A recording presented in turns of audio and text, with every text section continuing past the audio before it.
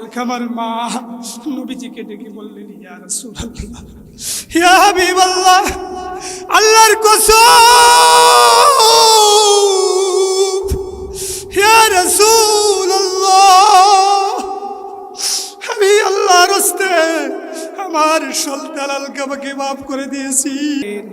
শুধুমাত্র একটা মাত্র অন্যায়, যেটার শাস্তি রব্বুল আলামিন দুনিয়াতেও দিবেন এবং কিয়ামতের ময়দানে রয়েছে।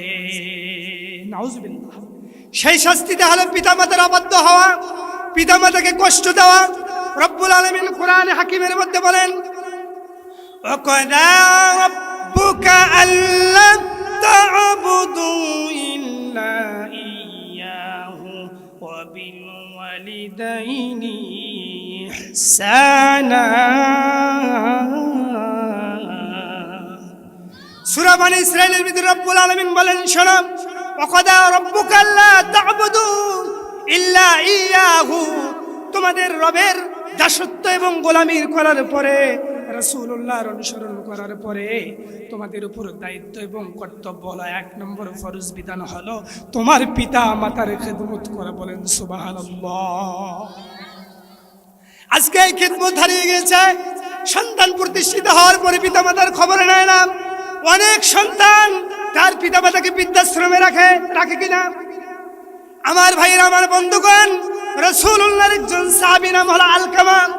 তিনি যখন ছোট্ট অবস্থায় তার মায়ের পেটের মধ্যে ছিলেন, তার পিতা ইন্তেকাল করেছেন, কিন্তু ওনার মা তখনও কিন্তু ইয়াং মহিলা ছিলেন, বিবাহর উপযুক্ত মহিলা ছিলেন, দ্বিতীয় বিবাহ করতে পারতেন স্বাচ্ছন্দ্যে, কিন্তু তিনি করেননি।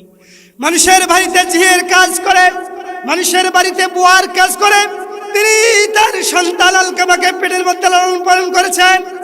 এই আলকামা রাদিয়াল্লাহু তাআলা আনহু যখন দুনিয়ার মধ্যে আসলেন, বড় কষ্ট করে মানুষের বাড়িতে কাজ করে করে আলকামাকে ছোট্ট এই আলকামাকে ছোট থেকে লালন পালন করে তাকে প্রতিষ্ঠিত করে একটা বিয়ে দিয়েছে, সুন্দর একটা মেয়েকে দিয়া।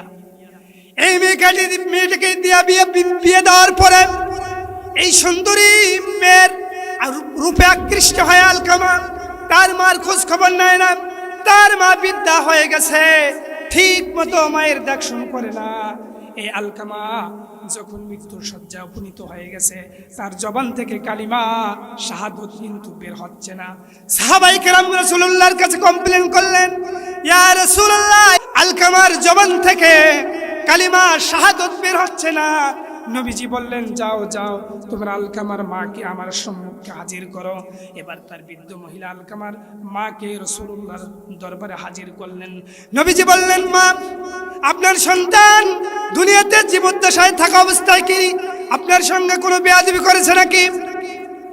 আলকামার মা দু চোখের পানি গুলো ছেড়ে দিয়ে বলে, ইয়া রাসূলুল্লাহ, ইয়া হাবিবাল্লাহ, আর বলবো, আমার এই আলকামাকে আমি অনেক কষ্ট করে মানুষের বাড়িতে কাজ করে করে আলকামাকে লালন পালন করেছি, কিন্তু আমার এই আলকামা বড় হওয়ার পরে যখন বিয়ে শাদী দিলাম, বইয়ের বুদ্ধি শুনে আমার খেদমত করে না, আমি বড় কষ্ট পেয়েছি।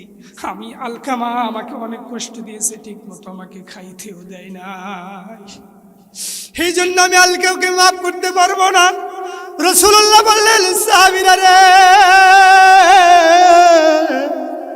তোমরা জঙ্গলের মধ্যে যাও, জঙ্গলের মধ্যে গিয়ে তোমরা একটু লাকড়িগুলো নিয়ে আসো, লাকড়িগুলো নিয়ে আসে তোমরা আগুন জ্বালায় দাও, আগুন জ্বালায় দিয়ে আলকামাকে দুনিয়াতে শাস্তি দিতে হবে। লাকড়িগুলো এনে আগুন ধরিয়ে দাও, আর সেই আগুনের মধ্যে আলকামাকে জ্বালিয়ে দাও, দুনিয়াতে শাস্তি পাক, আখিরাতের হিসাব আখিরাতে দেখা যাবে। এই ঘোষণা যখন রাসূলুল্লাহ দিলেন, সঙ্গে সঙ্গে সাহাবায়ে কেরাম যাওয়ার জন্য রেডি হচ্ছেন। আমার ভাইরা, আমার বন্ধুগণ, এমন সময় আলকামার মা নবীজিকে ডেকে বললেন, ইয়া রাসূলুল্লাহ, ইয়া হাবিবাল্লাহ, আল্লাহর কসম, ইয়া রাসূলুল্লাহ, আমি আল্লাহর রাস্তে আমার সন্তান আলকামাকে মাফ করে দিয়েছি। সঙ্গে সঙ্গে আমার ভাইরা, আলকামার জবান থেকে কালিমা শাহাদাত জারি হয়েছে। বলেন সুবহানাল্লাহ।